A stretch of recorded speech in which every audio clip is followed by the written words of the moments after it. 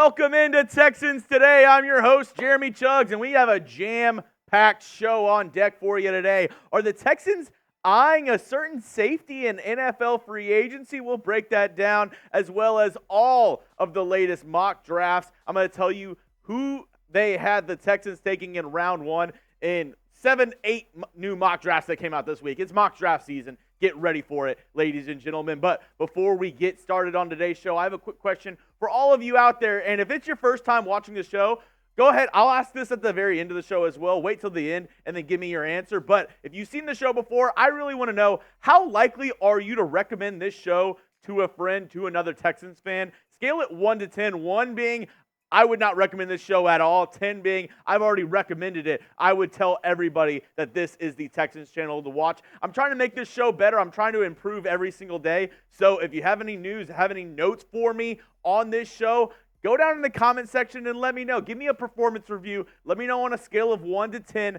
how likely you are to recommend this show to a friend. It's going to be the pinned comment. So it's the first comment on today's video. Go down and let me know. Be brutally honest. It's okay. You can be honest with me. Let me know how you would review this show.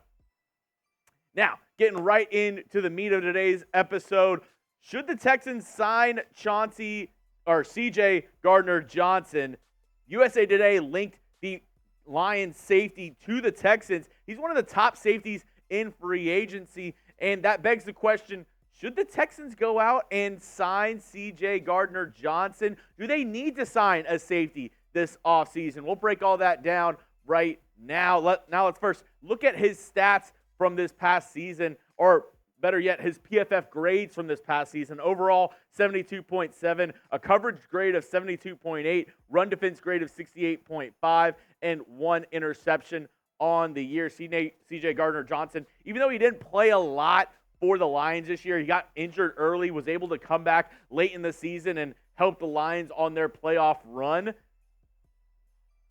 I really like what we have in CJ Gardner-Johnson if the Texans do go out and sign him. He's only 26 years old, still young, and over the past 4 seasons, he's really showed that he is one of the top safeties in the National Football League. I wouldn't say he's top 5, but he's in that upper echelon of safeties. You look at what he did with the Eagles last season in 12 games, 67 tackles, 8 pass breakups, 6 interceptions, and obviously had a couple really good years down in New Orleans. The only problem that I see with the Texans trying to sign CJ Gardner-Johnson is I don't know if the Texans can afford to really sign another safety with injury issues. I know he's only 26 years old. He's not an older guy, but that's kind of what they had to deal with this past season with Jimmie Ward and company. And USA Today actually mentioned that in the article whenever they were mentioning CJ Gardner-Johnson to the Houston Texans. This is what they had to say.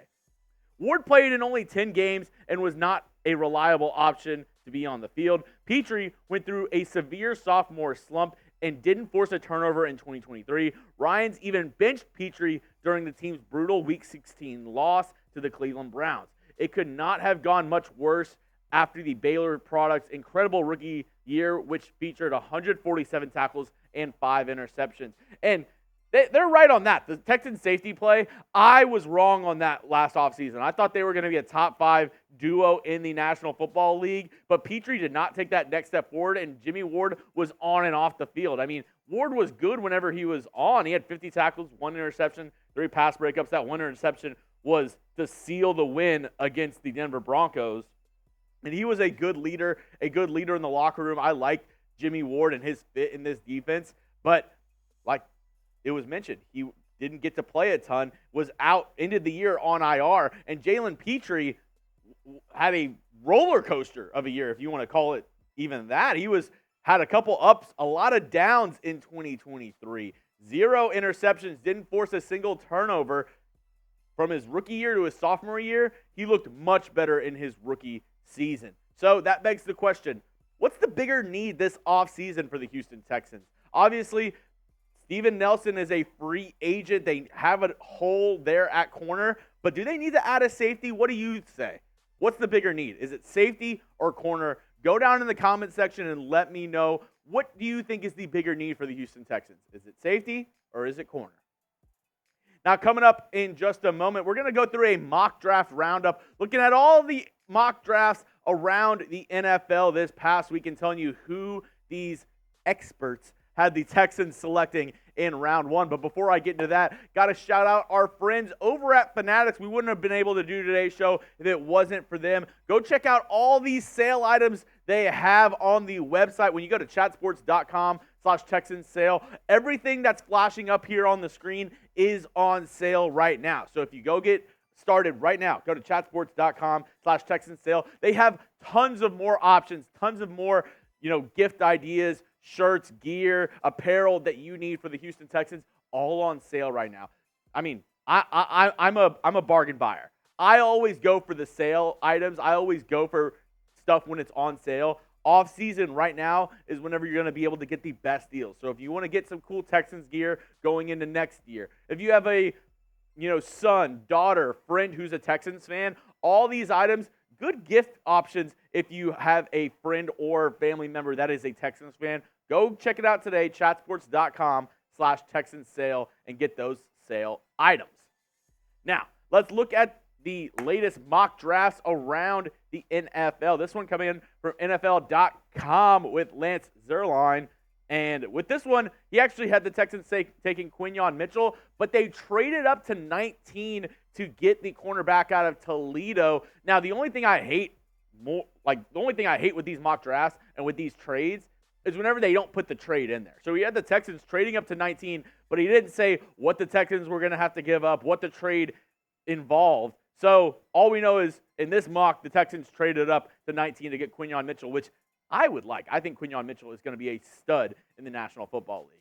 Next up, ESPN mock draft from Jordan Reed. He had the Texans taking Laiatu Latu, edge rusher out of UCLA. Been slipping down draft boards at the start of this, before the combine, going into draft season.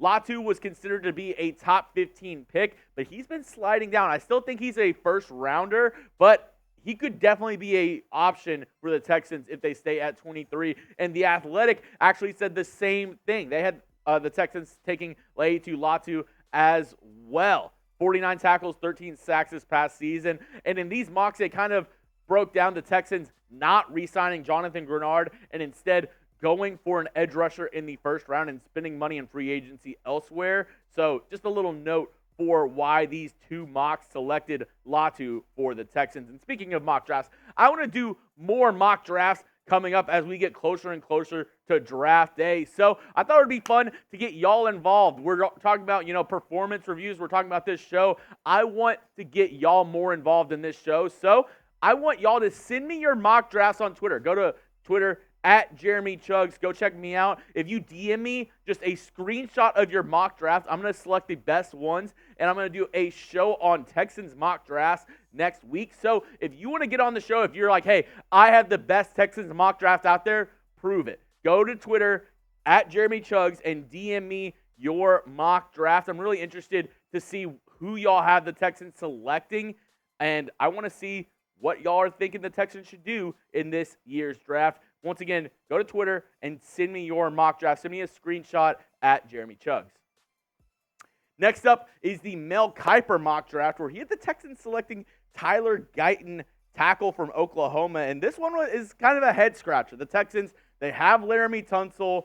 They already have Titus Howard at right tackle. I don't know if Kiper is thinking, the Texans, they're going to just bump Howard back to guard instead of keeping him at tackle. But I don't necessarily love the pick of Guyton for the Texans. I think he is a better left tackle prospect than right tackle. 6'7", 327 pounds. Had a okay year at Oklahoma, but he's been impressing a lot of people at the combine with his size and his ability to move and his fluidity in his hips. Tyler Guyton was the selection for the Texans in the latest Mel Kiper mock draft. Going to another ESPN pundit, Field Yates. He had the Texans selecting Ennis Rakestraw Jr., who he's been up and down on draft boards, had an okay combine, didn't test as well as he would have liked to, but a really good corner out of Missouri, 6 foot, 188 pounds, a Texas kid from Duncanville High School. That's who Field Yates had the Texans selecting. And for USA Today, the last mock draft we're going to be talking about,